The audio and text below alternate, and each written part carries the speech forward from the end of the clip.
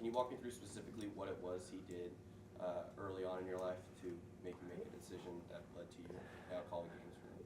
That's some really good prep. I appreciate that question. My brother Luke is the person who got me introduced to the business. He was in the news, TV production side of things in Terre Haute, Indiana, and we all went on a family trip out to Yellowstone. So I grew up in Utah. My brother Luke was in Indiana, and he came out to a trip my senior year of high school, and a bunch of us just went out and enjoyed the sights, sounds, and vibes of nature. And he asked me what I wanted to do going into college, and I said, well, A, I don't know where I'm going to college.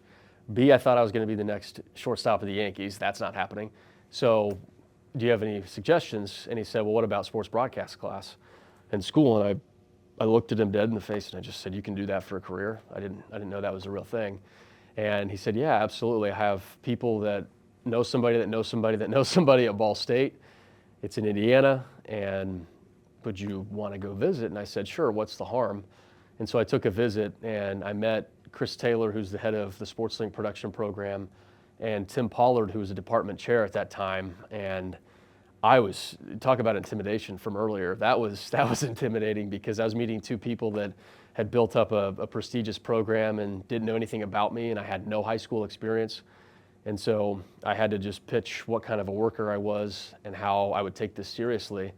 But Luke was the one that had introduced me to those folks and the business as a whole. So I owe everything I have to Luke, and he would say differently. And we actually just had a phone conversation about this probably a week ago and just reminiscing on some of those times. And he was like, well, you put in the work, you did this. And I said, but nothing would have happened if you didn't help me get my foot in the door. So Luke's why I'm sitting in this chair right now.